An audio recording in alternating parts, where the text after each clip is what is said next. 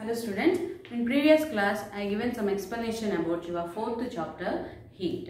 So from last class we learned that how much a hot object and how much a cold object, and what are the hot objects and what are the cold objects, and what are the clothes we wear during the summer season and during the winter season, correct? So in this class I am going to give some explanation about how we can find out whether the object is hot or cold, or how much hot the object is, okay, by using thermometer, temperature, and how heat transfer from one object to another object. Okay, so let's start our lesson. So first topic is measuring the temperature. So how can we find out whether the object is hot or cold, or how much hot the object, depending on the reliable temperature, by measuring by using thermometer we can measure the temperature of any object, whether how much temperature the object contains, how much mainly the warm or hot object. Okay,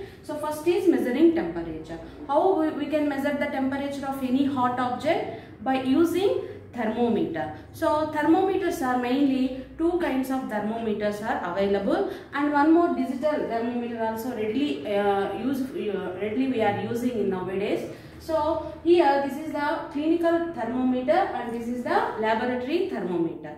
So if you observe, this is compared to laboratory thermometer, clinical thermometer is very handful, means you can carry, but this is very long and structure wise very big compared to clinical thermometer. So if you observe, this is the thermometer structure. So in this thermometer structure, this is a slant, long and a bulb-like structure we called a bulb of thermometer. So from here to end, a line, a shiny line will pass through inside the glass tube, that is called a mercury. So here the bulb contains mercury, okay, a metal. So we are using mercury inside the glass tube of thermometer. Why we have to use? By with the help of mercury only we can detect the temperature of any hot object. Okay, so we can detect the temperature of human body. For example, when you feel sick, we will measure our body temperature by using thermometer. But which thermometer? Clinical thermometer. Okay, so by using clinical thermometer only we can measure the temperature of human body, not other all objects. Okay, why? Because the temperature range from 35 to 40 degrees only you can measure in by using this clinical thermometer. Understand? So here by using clinical thermometer you can measure the temperature of human body. So the average body temperature, we know all that. Human body average body temperature how much?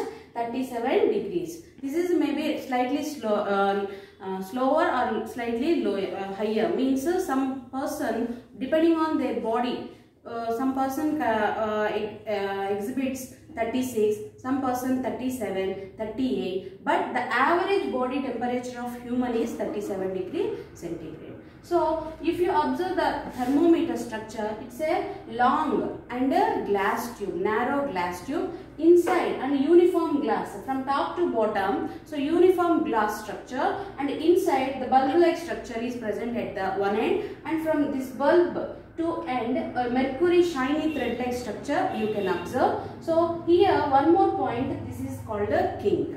So what is kink? So the kink is this main part of any thermometer, whether that is a clinical or a laboratory thermometer. So suppose you are measuring your body temperature. So what do you have to do first? You will put the thermometer inside your mouth, under your tongue. So after measuring, after 1 minute you can take out the thermometer from your mouth and you check. So how much temperature you have. So once you take out the thermometer from your mouth, the temperature should not fall down.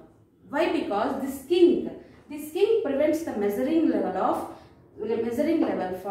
from falling on its own. So that is the use of kink. So that's why this kink will capture the mercury and it should not fall down when you take out the thermometer from your mouth. Okay, this is about a clinical thermometer. In this clinical thermometer, you have to remember three points there. The temperature range in clinical thermometer is 35 degrees to 42 degrees centigrade. And a kink is present inside the thermometer. So this kink can prevent from falling off mercury level on its own. And one more thing, clinical thermometer only useful to measure the human body temperature. Understand? So these three are the three points about the clinical thermometer. So one more is I already given laboratory thermometer. So second one is laboratory thermometer. Same as clinical thermometer, here also the structure and the parts are same, but here the range is -10 degrees to 110 degrees centigrade. So this is a 0 degree. So here -10 degree. So you can measure any object temperature by using laboratory thermometer. So you can get one doubt, ma'am, here range you given -10 to 110. So why we are not using laboratory thermometer as to check the human body temperature? Yes, you can check, but compared to clinical thermometer, laboratory thermometer size and shape is very long. That's why it's not convenient to check your body temperature. Okay, so that's why we are using clinical thermometer, and the range also 35 to 42. You can detect your temperature very accurately. Understand? So here laboratory thermometer, the range is -10 to 110 degrees centigrade. So up to 110 degrees centigrade, any hot object temperature you can measure by using this thermometer. So here also you can see the same parts, bulb, kink and mercury. Okay, so this is about the laboratory thermometer. So here one more I given, that is digital thermometer. But mercury is a very toxic substance. That's why in digital thermometer we are not using any mercury. But instead of mercury, the less alcoholic substance will use to check the temperature, to measure the temperature. Understand? So this is about how we can measure the temperature by using clinical thermometer, laboratory thermometer and digital thermometer.